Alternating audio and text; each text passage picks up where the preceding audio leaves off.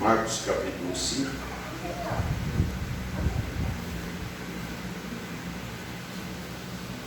No versículo 35. O tema da mensagem é decisão. Quero falar com você sobre decisão. Qual vai ser a tua decisão para o próximo ano? Esse aqui não acabou. Ainda temos a caminhar amanhã até a meia-noite, certo? Então, a Bíblia diz que um dia para Deus é como 1000 anos. Deus não tem relógio no pulso. Nós já estamos a um passo do final do ano, mas o ano ainda não acabou. Eu queria ajudar você a pensar, não é eu que quero. Creio que foi algo que Deus me deu, porque eu nem ia pregar, entende? Mas, de repente, a minha mente se abriu nesse texto, e eu quero crer que é o que Deus quer que a gente pense nessa noite. Marcos 5,35. Jesus apazigua a tempestade. Talvez hoje você não está vivendo uma tempestade, mas quando tiver uma tempestade na sua vida, que você precisa ter fé na palavra e entender, Marcos 5,35, e entender que Jesus apazigua a tempestade. Então, a tempestade é normal ela acontecer.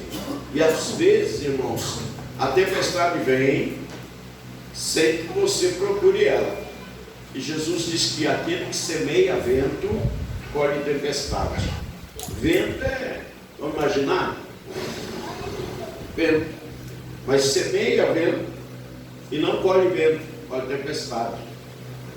Então nós precisamos tomar cuidado. O que nós estamos fazendo com a nossa própria vida? Porque quando a colheita vem, a gente tem que colher toda ela. Enquanto não colher, ela não vai passar. Então, quem semear o vento vai colher a tempestade.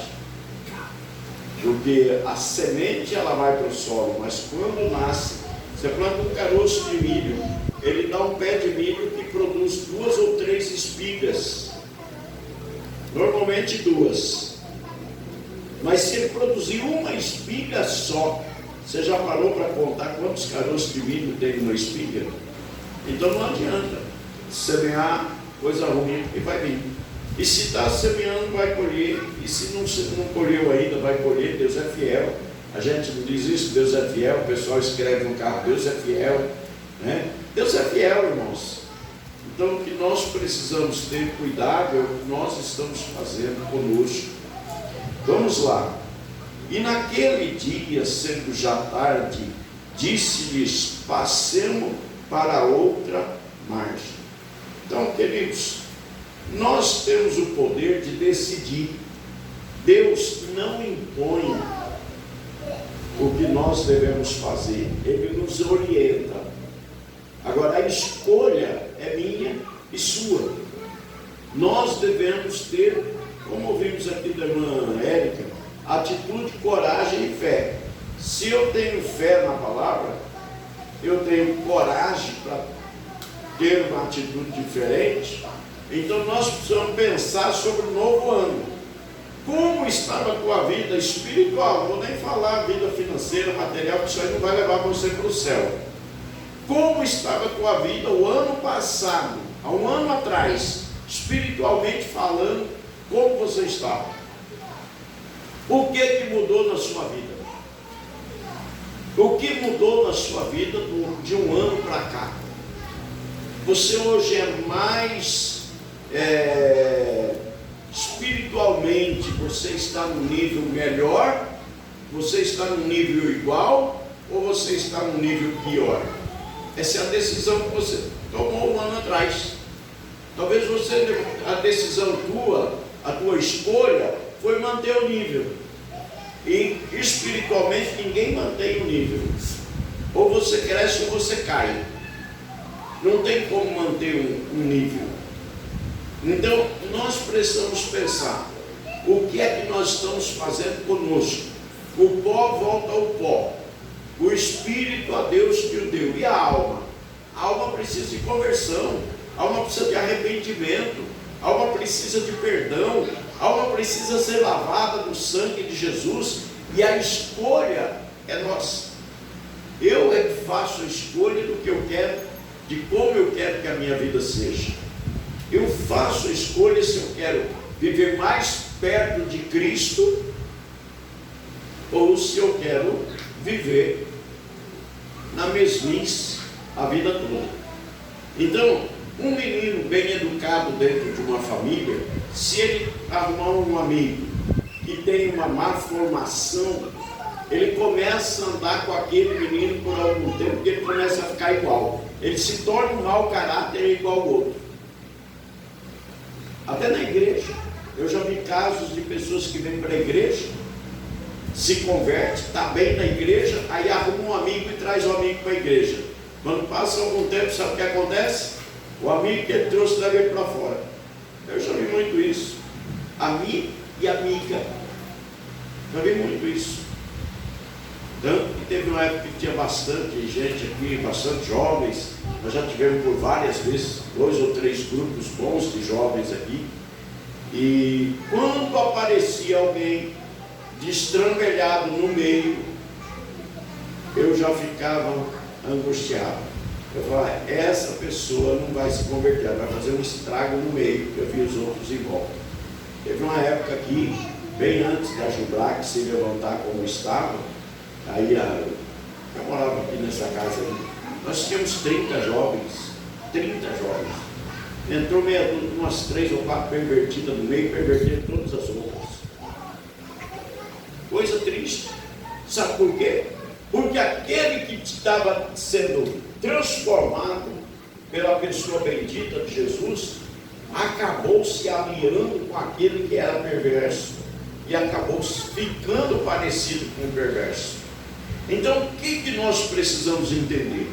A nossa escolha de um ano atrás fez com que nós fôssemos o que somos hoje.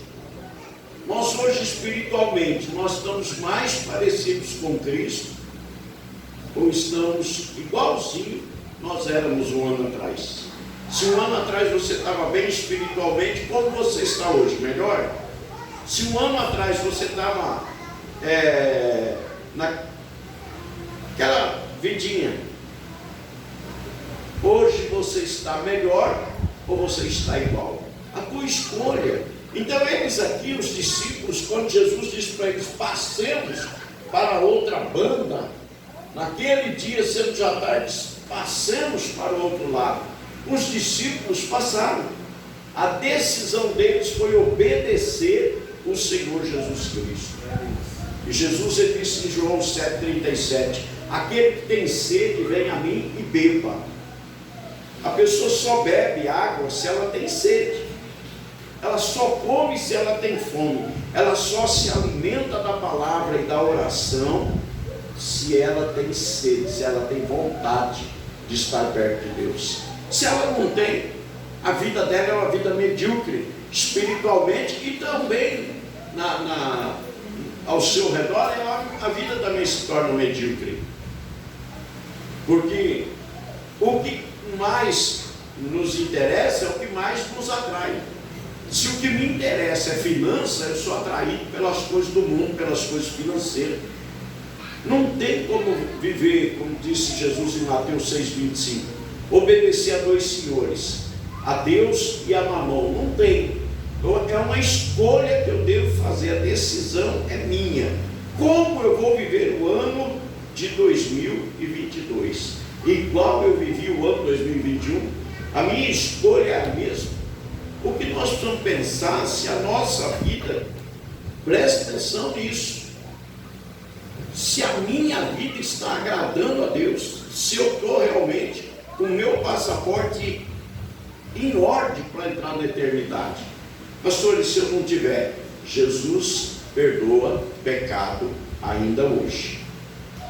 Basta se arrepender, confessar a Ele o pecado e deixar o pecado de lado. E qual é o meu pecado? Pastor, eu não faço nada errado. Talvez o teu pecado seja não se envolver com a Bíblia, com a oração e com o Senhor. Talvez esse é o teu pecado. Você tem uma apatia às coisas de Deus, ou seja, não gosto de falar difícil. Você tem um meio descaso. Eu sei fazer, eu sei o que eu tenho que fazer da minha vida. E não se envolve com aquele que dá a vida. E a vida eterna é por Cristo Jesus, nosso Senhor, não é por outro. Olha, Romanos 3,23 diz que o salário, ou seja, a recompensa do desobediente, do pecador, é a morte. Mas a vida eterna vem por parecida a Nossa Senhora. Não. Não. Por quem que vem a vida eterna? Por Jesus Cristo. Por Jesus Cristo, nosso Senhor. Temos que ficar em dúvida, estavam concordando e ficaram quietinhos. O dom gratuito de Deus, o presente de Deus é a vida eterna. Por Jesus Cristo, nosso Senhor. Então, queridos, nós precisamos pensar como está essa alma. Como está essa alma? Às vezes está encalacrada, cheia de resquício, de mágoa de alguém, não esqueceram aquilo que te fizeram, está aí cheia de marcas, de feridas. Como é que está essa alma? Machucada, pastor, maltratada, pastor. Jesus ainda lava e cura as feridas com o sangue que foi vertido na cruz. Então, como está você? A sua escolha é a sua decisão. O que você escolheu fazer de você mesmo? Olha só, versículo 36. E eles, deixando a multidão, o levaram consigo, assim como estava no barco, e havia também com eles outros barquinhos. Olha só, assim que eles ouviram a instrução de Jesus, que eu e você precisamos aprender isso aqui, viver a instrução. Quando é para pregar para os outros é tão fácil, né? Mas quando é para viver é tão difícil, né? Mas a Bíblia, a gente não lê a Bíblia para pregar para os outros. A gente lê a Bíblia para viver. Eu não leio a Bíblia para pregar para vocês. Eu não prego, eu não leio a Bíblia para pregar. Eu prego porque eu leio a Bíblia. Então eu aplico a Bíblia na minha vida e depois, como eu disse, o Senhor me revelou. Eu fui deixando para o final, eu ia pedir para o presbítero Eliseu ministrar hoje. E eu não sei nem como que eu abri essa Bíblia nesse texto e me veio na memória o que eu estou ensinando para vocês hoje. Mas o que eu estou ensinando para vocês hoje é a minha escolha. A minha decisão é estar mais perto do Senhor cada dia. Entende? Onde eu chegar, onde você chegar, nós temos que ser vistos como representantes do céu, como embaixador de Cristo. Nós não podemos ser vistos como os outros. As pessoas têm que olhar em nós e ver algo anormal. Nossa, a pessoa tem algo estranho. Olha o Gabriel, meu neto. Ele estava num lugar aí esses dias e ele disse que cumprimentou as pessoas. Quando ele olhou numa pessoa, ele disse que viu um semblante estranho numa pessoa para ele. E ele disse que na hora o Espírito de Deus falou com ele, falou, tá, essa pessoa está endemoniada. Mas ele ainda é pouco experiente. Ele não se atreveu a ir até a pessoa, descobrir a situação e orar. E comentou com alguém, e alguém disse para ele assim, não, você está enganado. Você está enganado. Não. No outro dia, uma outra pessoa, não quero dar muitos detalhes, esteve no mesmo lugar, orou por essa pessoa e ela endemoniou. Então olha bem, Gabriel tem só 20 anos, vai fazer 21 anos agora em fevereiro, mas é um menino que ele tem discernimento de espírito. Ele levanta 5 horas da manhã, jejua até 4 ou 5 horas da tarde, quando ele chega em casa do trabalho. Uma tarde ele vinha do centro e ele disse que iam 3 mulheres de frente com ele na calçada. Ele disse que ele vinha tranquilo. Quando ele olhou, no rosto das mulheres que viu aqueles olhos vermelhos, estranho nele, assim, vermelho e amarelo. E ele disse que sentiu um mal-estar, ele até atravessou a rua para o outro lado. E ele comentou com a pastora ali da comunidade nesse dia, e a pastora falou, e ele falou o mal-estar que ele estava sentindo. Ela falou: isso é demônio. E fez uma oração por ele lá, cessou aquele mal, e ele teve uma outra experiência. Nós precisamos entender que às vezes nós estamos vivendo uma vida tão normal que nem os outros, que o diabo nos ataca, nos atinge. Onde nós estamos tem pessoas endemoniadas e a gente não percebe. Sabe por quê? Porque nós estamos igual aos outros.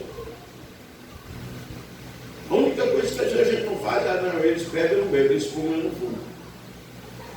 Mas espiritualmente estamos tão fracos quanto os outros. E a decisão dos discípulos aqui é ouvir a instrução do mestre. Pastor, qual seria a instrução para a minha vida essa noite? Quem tem sede? João 7:37. Venha, como diz as Escrituras, venha a mim e beba, e do seu interior fluirão rios de água viva. Rios de água viva, irmão. Você bebe água morna? Quando você está com sede, você vai lá e pega água morna? Talvez você é uma água morna. Talvez nós estamos agindo como água morna. Nós queremos matar a sede dos outros, mas nem os outros querem beber a água que nós estamos dando para eles. Porque é uma água morna. Pastor, eu estou falando da palavra, mas falar da palavra você tem que ter unção. Você tem que estar sendo direcionado pelo Espírito de Deus. Porque aí você convence os outros. Mas o senhor quer dizer que eu não quero dizer nada. Eu só quero te fazer uma pergunta: quantas almas você ganhou neste ano que passou para Jesus? Nós vamos fazer uma reflexão. O ID de Jesus está ativo na minha vida? Quantas almas eu pretendo ganhar no ano que vem para Jesus? Como nós vamos viver o ano que vem? Na mesmice de novo? Em vez de nós estarmos cheios do Espírito Santo, estamos cheios de minhoca na cabeça. Nós precisamos pensar. E eu creio que Deus está fazendo com que nós venhamos refletir essa noite como é que nós vamos viver o ano que vem. Pensando nas coisas desse mundo. Olha a mensagem que preguei aqui este domingo à noite. Agora que vocês são de cima, buscai as coisas de cima. E agora que vocês são de cima, pense nas coisas de cima. E como é que nós vamos viver no ano que vem? Envolvido com as coisas da terra? Preocupado com as coisas da terra? Ansiando pelas coisas da terra? E a ansiedade por almas? John Stott, um homem que evangelizou a Escócia, ele dizia: Senhor, me dá almas, senão eu morrerei. Me dá almas. Não pedia dinheiro, não pedia outra coisa. E às vezes a gente está tão preocupado: se eu tivesse dinheiro eu fazia isso, se eu tivesse dinheiro eu fazia aquilo. Mente miserável, pobre, medíocre, que só pensa em dinheiro. Nós precisamos pensar o que nós estamos fazendo com o bem mais precioso que está dentro de nós. Jesus está voltando. Não creio, pastor, não tem problema, mas que ele volta, ele volta. Lá no Gênesis, capítulo 3, versículo 15. Olha bem, passa todo o Velho Testamento. Deus disse para Adão e para Eva no paraíso: do ventre da mulher levantarei uma semente que esmagará a cabeça da serpente. Eu, de verdade, agora não sei nem quantos anos levaram do Éden até o nascimento de Cristo. Os anos se passaram. E Deus levantou ou não levantou? Deus disse para Abraão: Abraão, a terra que pisou teus pés, a tua semente vai ser peregrina nela. E depois, quando a medida dos amorreus estiverem cheia, Abraão nem tinha nascido Isaac. Quando a medida dos amorreus estiverem cheia, então vou trazê-los de volta para cá. Nasceu Isaac, veio Esaú, Jacó. cresce essa cambada toda. Jacó tem 12 filhos, netos, e aí vai José para o Egito. Aquela história toda que vocês conhecem. E lá no Egito, José está lá, vem a fome, vem a seca, e o pessoal da família dele é recebido por ele no Egito. E a Bíblia diz que Jacó, Israel, peregrinou por 400 anos na terra do Egito, até que Deus estava por aqui com o pecado da terra de Canaã. E Deus falou para Abraão, não tinha nascido Isaac, não tinha nascido Jacó e o Esaú ainda. E depois de tudo isso que acontece, eles vão para lá, porque tem que se cumprir a palavra de Deus.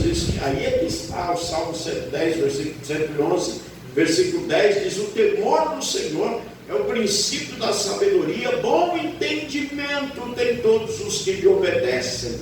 Quando a gente passa a obedecer a Deus, põe um propósito no nosso coração de obedecer a Deus, a gente começa a ter entendimento das coisas de Deus, compreensão das coisas de Deus. E aí, depois de 400 anos, mais os anos de José, 430 anos, Deus tira o povo do Egito e coloca na terra de Canaã. Então, por que eu estou dizendo isso? Porque a palavra de Deus, ela se cumpre. Ela não falha e não vai falhar dessa vez. Cristo vem. Cristo vem. Em Tito capítulo 2, versículo 8 e 9, diz que ele vem buscar um povo santo, ou seja, separado do mundo, zeloso e de boas obras. Zeloso do quê? Da fé, da perseverança, da fidelidade a Deus. A igreja, irmãos, é um casamento com o Senhor. A igreja é um casamento. Casamento onde não há infidelidade, onde não há fidelidade, ele não prevalece, ele se desgasta e acaba. Agora, todo casamento onde há fidelidade entre o cônjuge, ele prevalece, ele permanece, ele é duradouro, ele é sadio. Então, amados, a vida nossa com Cristo tem que ser uma vida de fidelidade, porque o problema não é o que vai acontecer com os outros, é o que vai acontecer comigo. Por isso que muitas vezes eu digo para vocês: eu não sou fiscal da igreja, eu não sou polícia, eu não quero saber o que você está fazendo com a sua vida, eu quero saber que eu estou te instruindo, e eu tenho que te instruir muito bem nesse altar, porque se você jogar a tua vida no lixo, aí eu não tenho nada com isso. Ezequiel capítulo 3, do versículo 16 ao versículo 21, se tu disser ao pecador que se ele morrer por seu pecado, ele não vai alcançar a salvação, vou falar aqui com a minha tradução, e então eu não cobrarei o sangue dele das tuas mãos. Mas se tu não avisar o pecador do seu pecado, e ele morrer no seu pecado, é de você que eu vou cobrar o sangue dele. Então a minha preocupação, queridos, é o esmero em ensinar a igreja. Quanto mais conhecimento, entendimento das Escrituras a igreja tiver, mais ela vai se livrar do caminho do pecado, do erro. Então, amados, eu quero, já finalizando com vocês, os discípulos, eles tiveram uma atitude: passemos para outra margem. Eles foram. Agora, nessa ida, eles tiveram um problema sério.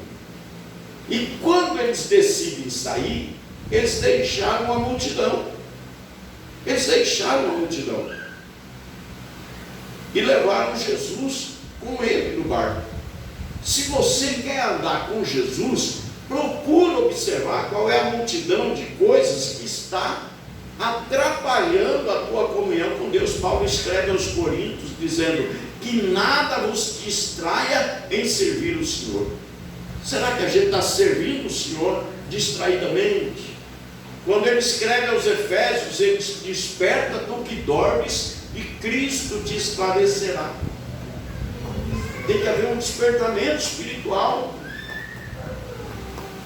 Se nós não despertarmos espiritualmente, não compreenderemos as coisas de Deus.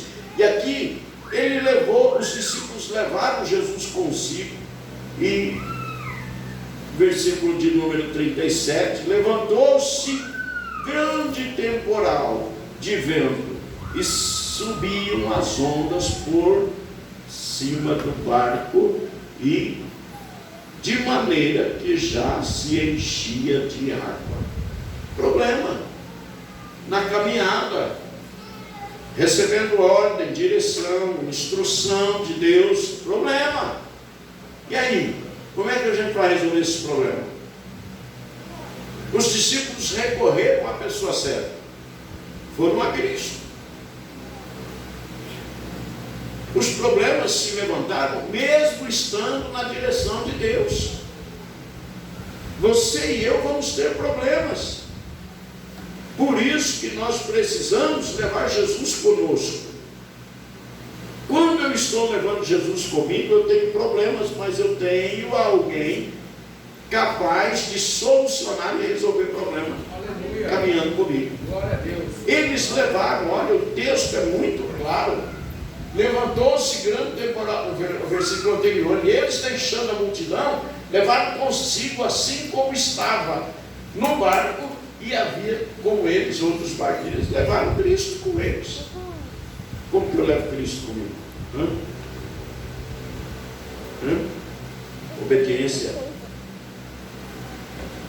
e vida de comunhão.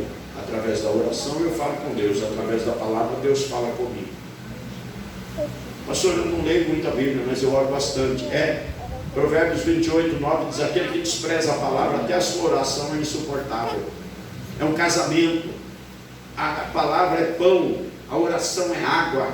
Um corpo físico precisa de alimento e precisa de água, precisa de ser nutrido e precisa de ser hidratado. E é isso que nós precisamos entender com relação à nossa vida de comunhão com o Senhor. E aí no versículo 30 e número 38, e ele estava, 38, na polpa dormindo, sobre uma almofada, e despertaram, dizendo: mestre, não te importa que pereçamos? Olha bem, o senhor está nem aí para a gente? Parece que o senhor nem liga para a gente. Quantas vezes o diabo já falou isso na tua mente? Olha, não adianta você orar não, porque Deus não está nem te ouvindo. Não mexe nas minhas coisas. Deus nem está vendo o problema que você está passando. Quantas vezes o diabo já falou isso para você? Você não falou para você porque você já virou anjo. Porque para mim ele já falou um monte de vezes. E se você não está voando é porque você não virou anjo. Pode aguentar aí, vai ter coisas para viver ainda. E aí no versículo 39, e eles despertando repreendeu o vento e disse, e ele despertando repreendeu o vento e disse ao mar: cala-te, aquieta-te. E o vento aquietou e houve grande bonança. Imagina, mar revolto, ondas batendo no barco, água entrando no barco, e aquela confusão, e aquele bando de homem assombrado. Tem hora que você fica assustado, tem hora que você fica assombrado também. E aí a tua reação talvez é a mesma dos discípulos: mestre, não te importa que perecemos? Ai, Senhor, só esse Senhor já não precisa falar o resto. Ai, Senhor, misericórdia. Um que diz: o senhor não está nem aí? Mas não fala assim, né? Ai, Senhor, misericórdia. E Deus está olhando e falou: tenho misericórdia de você há tanto tempo, você é que não cresce. E olha o que ele fala para os discípulos: mar revolto, água entrando no barco, vento sacudindo tudo, água balançando. Presta atenção quando você está vendo na televisão um filme que tem um barco no meio das águas, e Jesus se levanta no barco, diz: aquieta-te mar, cala-te vento, houve grande bonança. Imagina que ficou assim, ó, barquinho em cima da água, tranquilo, tranquilo. Aquela tribulação se tornou serena, calma. Aí Jesus vai ensinar algo para esse cara. Porque, irmãos, nesse dia de Jesus na escola de Israel, tinha as escolas de profeta. Você vê lá Eliseu ele era profeta e tinha um grupo de aprendizes junto com ele. Quando Saul foi consagrado lá por Samuel, e ele está voltando para a casa do seu pai, antes de chegar na casa do seu pai, ele para num local lá que o pessoal, era uma escola de profeta, o pessoal estava profetizando lá, e Saul profetiza também. O Espírito de Deus veio a ele. O Espírito de Deus não habitava neles, como habita com você. Olha a diferença. Elias, tudo que fez foi pela ação do Espírito Santo, Eliseu, os profetas, e o Espírito Santo habita conosco continuamente. Agora, a nossa escolha, a nossa decisão para o ano que vem é deixar o Espírito Santo lá na caixinha e continuar essa vida medíocre, sem força, sem graça, sem poder de Deus para realizar as coisas de Deus. Jesus disse uma coisa muito séria em João 15:6, ele disse: sem mim nada podeis fazer. Se você não está conseguindo fazer nada, será que você está andando com Jesus? E não é porque eu prego aqui que eu estou fazendo, não, irmão. Isso aqui não é a obra de Deus, não, viu? A obra de Deus não é essa. Não é porque eu sou pregador, não. Entendeu? Porque às vezes, não, puxa vida, eu preciso fazer a obra de Deus, mas eu tenho vergonha de lá para cá. Isso aqui não é a obra de Deus. A obra de Deus, ela começa na minha vida e na sua. E aí nós vamos ser a própria obra de Deus no meio onde estamos, levando para os outros aquilo que primeiro está em nós. Então, queridos, presta atenção. Quando esses camaradas eram os discípulos de Jesus, eles eram da escola de Jesus. E agora esses caras, quando eles despertam Jesus, eles não sabiam o que Jesus ia fazer. Eles não sabem, não pensam você que eles, quando mestre, o senhor está vendo que nós estamos perecendo, faz alguma coisa. Eles já sabiam que Jesus ia acalmar a obra. Eles não sabiam de nada. Eles não tinham noção do que aconteceria. Eles simplesmente, Jesus era o mestre deles. Eles faziam o que o mestre lhes ordenava. E eu pergunto para você: você tem feito o que o mestre te ordena? Você tem sido uma pessoa pautada em cima da vontade de Deus? Pastor, olha, eu estou meia boca, o ano está terminando. Toma uma atitude. Atitude, coragem e fé. Coragem é assim dizer para mim mesmo: ó, Jesus, que a minha natureza tem que morrer. Tu vai morrer, miserável, mas eu vou fazer a vontade de Deus. Tu vai morrer. Carne, natureza humana, tu vai morrer. Vou fazer a vontade de Deus. Não jejua. Por que não jejua? Não, você vê jejum de celular. Parabéns, Jesus também jejuava de celular e internet. Não, pastor, no tempo de Jesus não tinha celular e internet, então te converte e jejua. O apóstolo Paulo disse: quem quiser imitar a Cristo, quem quiser imitar seja imitadores de Deus, assim como eu sou imitador de Cristo. Olha, não, Jesus não tinha internet, não tinha celular, então te converte e trata de pôr com a boca no pó. Jeremias 22, versículo 36 até o 39, por ali. Põe a tua boca no pó, talvez haja esperança. Começa a se encher de Deus, se encher da graça, do favor, da bênção de Deus. Que a maior bênção de Deus não é as coisas que Ele põe no seu bolso, não é o que Ele põe na sua mão, é o que Ele põe dentro de você. O amor. Tem crente que não tem amor pelo próximo, é arrogante, é egoísta, é bruto, é estúpido, é um monte de pecado, carregado de pecado, mas não é cheio do Espírito. Porque, irmãos, eu posso falar uma coisa para vocês: não sou melhor do que nenhum de vocês, queridos, mas quando eu me converti, pensa num cara abestado. Só que o Espírito de Deus, ele foi fazendo uma obra dentro de mim. O Valdinei teve aqui esses dias, não sei quem viu ele, veio aqui, ficou quase 5 dias aí com a gente. Penso o amor que aqueles meninos têm comigo até hoje. Mas eu ia falar as coisas para eles, eu falava: quem mandou com essa? E falava um palavrão: pega esse negócio aqui, seu. Às vezes eu xingava os meninos também. Só que eu era muito amoroso com eles, mas era bruto. agi errado. Mas eu ganhei todos eles para Jesus depois que eu me converti. Olha o que o Espírito de Deus faz. Então nós precisamos pensar. Qual vai ser a tua atitude o ano que vem?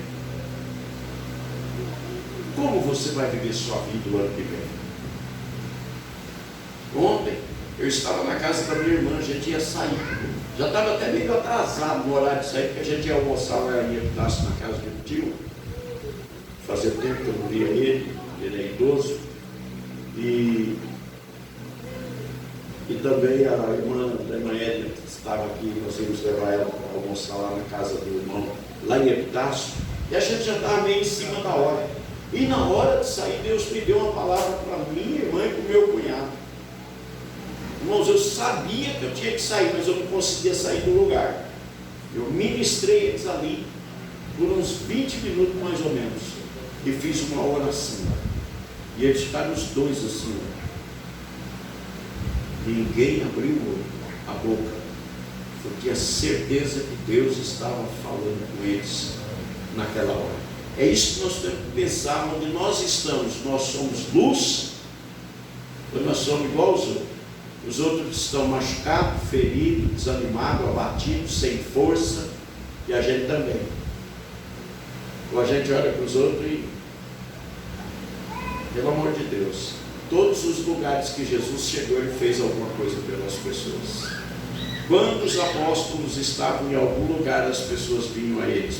A sombra de Pedro curava, era tanta gente que Pedrão mandava botar todo mundo ali. E ele passava só para a sombra dele passar por cima.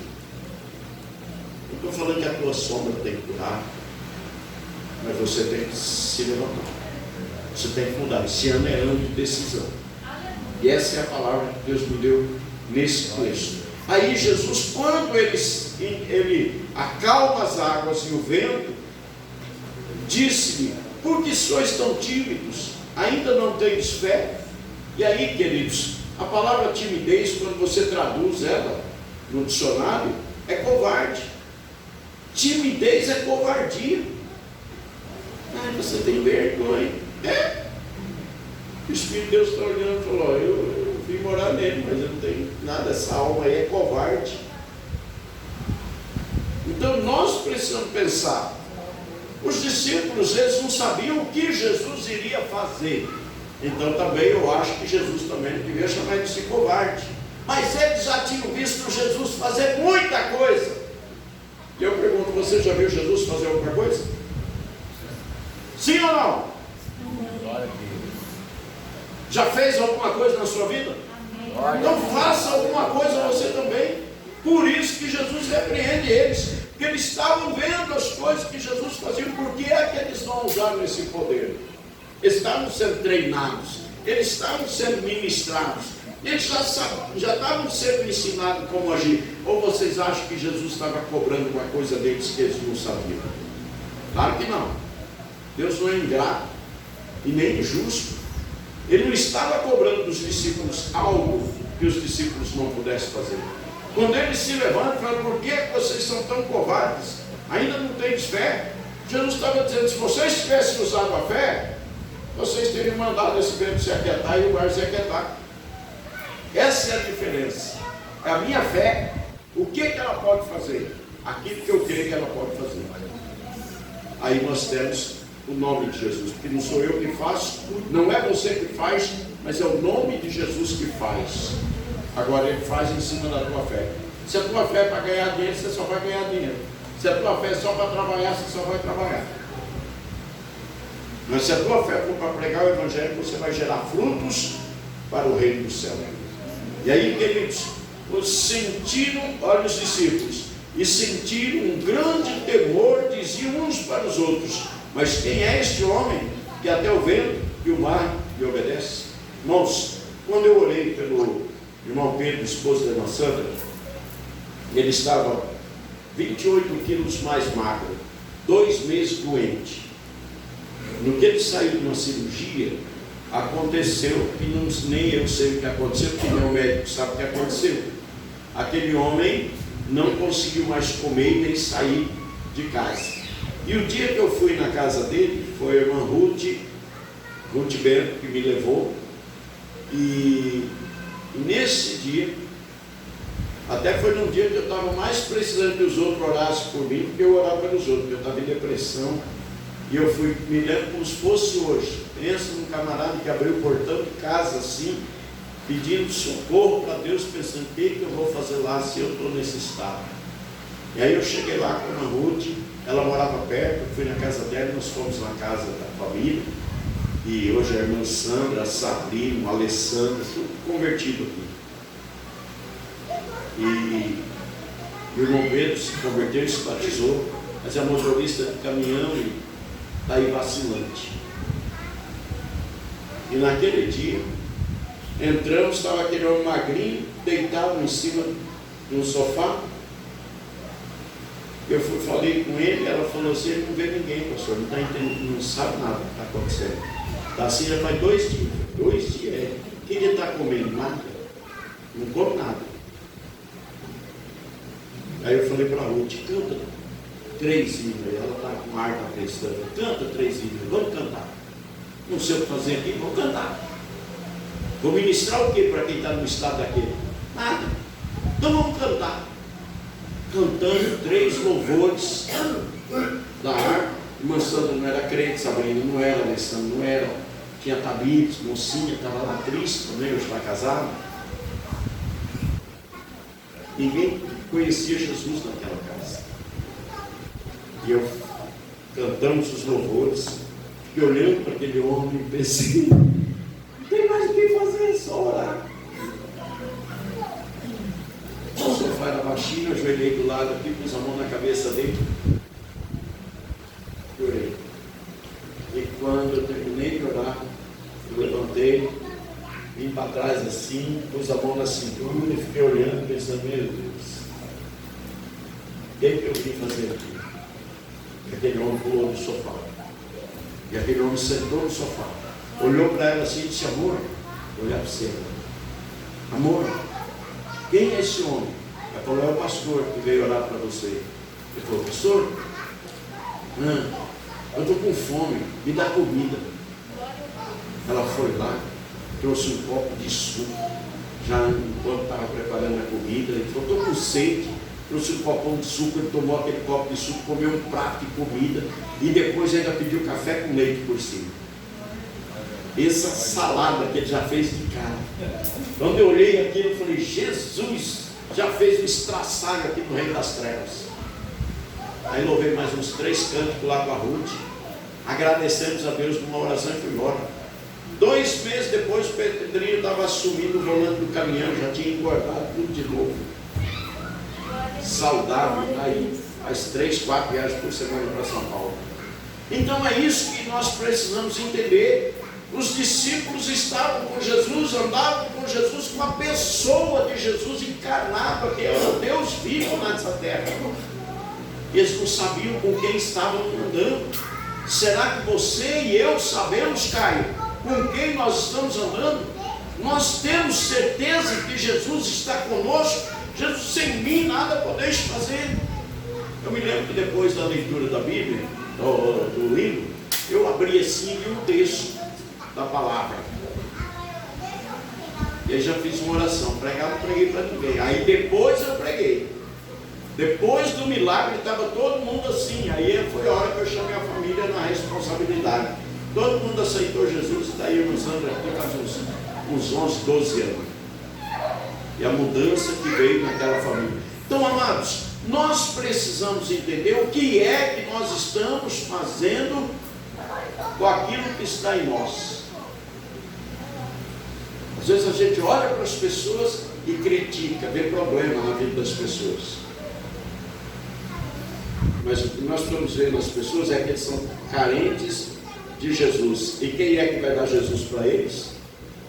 É quem tem Jesus. Se você não tem Jesus, você não vai ter crítica. Se você não tem Jesus, você vai ter um olho de julgamento. Mateus 6:21. Se o teu olho for trevas, todo o teu corpo vai ser trevas. Agora, se o meu olho é aquele do WhatsApp lá, de 2 coraçãozinhos, o seu e o meu, o que a gente vai ter? Amor dos outros. E não tem nada mais poderoso para conquistar um pecador do que o amor.